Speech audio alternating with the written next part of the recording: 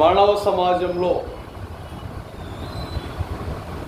ఎవరు ఎన్ని దూరాలుగా ఆలోచన చేసినా, ఎంత దూరం ప్రయాణం చేసినా, దేశాలు దేశ సరిహద్దులు దాటి, రాష్ట్రాలు రాష్ట్ర సరిహద్దులు దాటి ఎన్నో విధాలుగా బతుకు జీవన పోరాటంలో మనిషి వెతుకులాటలో ఉన్నాడు. ఈ విధానాన్ని ఎగతాళి చేసి చులకన చేస్తే అది ఎంతవరకు కరెక్ట్, ఎంతవరకు సమమో బాగా గమనించాలి ప్రజలు. ఈ మధ్యకాలంలో చాలామంది గల్ఫ్ దేశాలకు ఆ వలస కార్మికుల్లాగా వెళ్ళిపోయారు.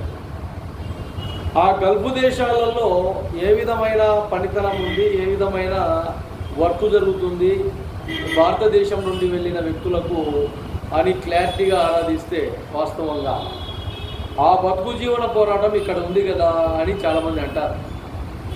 కానీ ఆ బతుకు జీవన పోరాటం అనేది కొన్నిసార్లు ఇబ్బందిగా ఉండొచ్చు, కొన్నిసార్లు సౌఖ్యంగా ఉండొచ్చు, కొన్నిసార్లు సుఖంగా ఉండొచ్చు.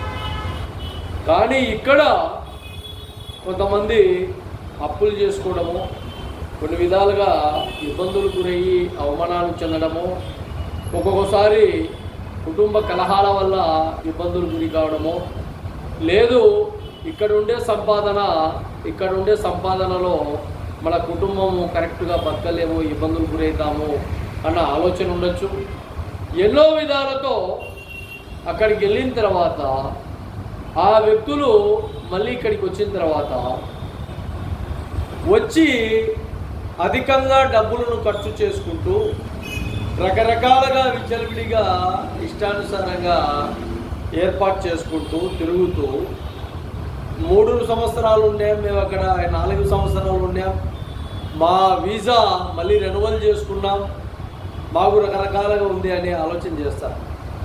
ఎన్నో కష్టాలు నష్టాలు ఇబ్బందులకు ఓదార్చుకొని అక్కడ పని చేసి 4 రూపాయలు డబ్బులు సంపాదించుకొని ఇండియాకు వచ్చిన తర్వాత మేమేదో సాధించినామన్నట్టు మీ విధానాలు ఏర్పాటు చేసుకొని డబ్బులన్నీ క్లోజ్ చేసుకొని మళ్ళీ ఇలా చేతులు చాపే విధంగా మీ విధానాలు ఉండకూడదు. బాగా గుర్తుపెట్టుకోండి.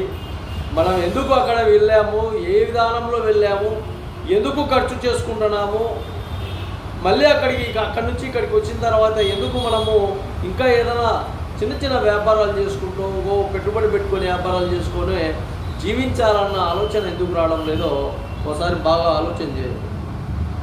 బాగా మహిళలకు, అదేవిధంగా వ్యక్తులకు, అదేవిధంగా మగాల పురుషులకు, వీళ్ళందరికీ కూడా తెలియజేస్తాను. బాగా ఆలోచన చేయండి. వచ్చిన డబ్బులను ఇష్టం వచ్చినట్టు వృధా చేసుకొని మళ్ళీ అప్పుల పాలయ్యి మళ్ళా కుటుంబాల కలహాలతో ఇబ్బందులు గురయ్యే ప్రమాదాన్ని కొని తెచ్చుకోకుండా జాగ్రత్తగా ఉండే విధంగా మీ ప్రణాళికలు తీసుకోవాలని కూడా తెలియజేస్తాను. అదే విధానంలో ఈ మధ్యకాలంలో ఇంకా కొంతమంది గల్ఫ్ దేశాలకు వెళ్ళాలి, సౌదీకి వెళ్ళాలి, కువైట్కి వెళ్ళాలి, ఖత్తర్కి వెళ్ళాలి, ఇంకా అని ఆలోచన చేస్తారు. అయితే అక్కడ యుద్ధ విధానంలో యుద్ధం జరుగుతూనే ఉంది, ప్రమాదకరమైన విధానంలో ఉంది. ఇక్కడ మీరు భిక్షాటన చేసి బతికినా కూడా 4 విధాలుగా బతికే విధంగా బతుకుంది. అక్కడికి వెళ్ళిన తర్వాత రకరకాలుగా ఇబ్బందులు గురయ్యి, సమస్యలకు గురయ్యి, రకరకాలుగా ఎన్నో విధాలుగా సమస్యాత్మకంగా ఉన్నప్పుడు అక్కడికి వెళ్ళడం కరెక్ట్ కాదని చాలా వరకు అక్కడికి వెళ్ళాలన్న ఆలోచన ఉండే వ్యక్తులందరికీ ఈ విషయాన్ని తెలియజేస్తాను.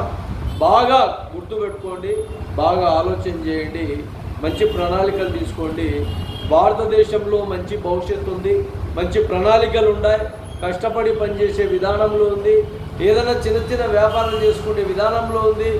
చివరికి భారతదేశంలో 4 చక్రాల తోపుడు బండ్ల పైన కూడా దాదాపు అంటే ఒక 10-15 కోట్ల మంది ఆ విధానంలో, ఆ వ్యాపారంలో ప్లాట్ఫామ్ మీద వ్యాపారాలు చేసుకుంటూ జీవించే వ్యక్తులు ఎంతోమంది ఉన్నారు. వీళ్ళందరినీ ఒకసారి ఆలోచన చేసుకొని గుర్తు చేసుకోండి. భార్య పిల్లలను వదిలిపెట్టేస్తారు, పిల్లలను భర్తను వదిలిపెట్టేస్తున్నారు. కొంతమంది వెళ్ళిపోయి అక్కడ రకరకాలుగా ఇబ్బందులు గురే ప్రమాదం కాకుండా తగు జాగ్రత్తలతో గల్ఫ్ దేశాలకు వెళ్ళే వ్యక్తులకు ఈ విషయాన్ని క్లారిటీగా తెలియజేస్తున్నాం. బాగా ఆలోచన చేయండి. ఆలోచన విధానాలతో పూర్తిగా ఇబ్బందులు గురి కాకుండా ముందే జాగ్రత్తలు తీసుకొని మంచి ఆలోచన విధానాలతో మీరు అక్కడికి వెళ్ళాలన్నా, లేదంటే ఆ ఖర్చు అయ్యే డబ్బు ఇక్కడ చిన్న వ్యాపారాలు చేసుకుంటూ అందరం ఒక చోట ఉందాము అన్న ఆలోచన తీసుకొని ఉండాలని కూడా మహాజన రాష్ట్ర సమితి ఆంధ్రప్రదేశ్ ద్వారా ఈ ప్రజలందరికీ తెలియజేస్తాం.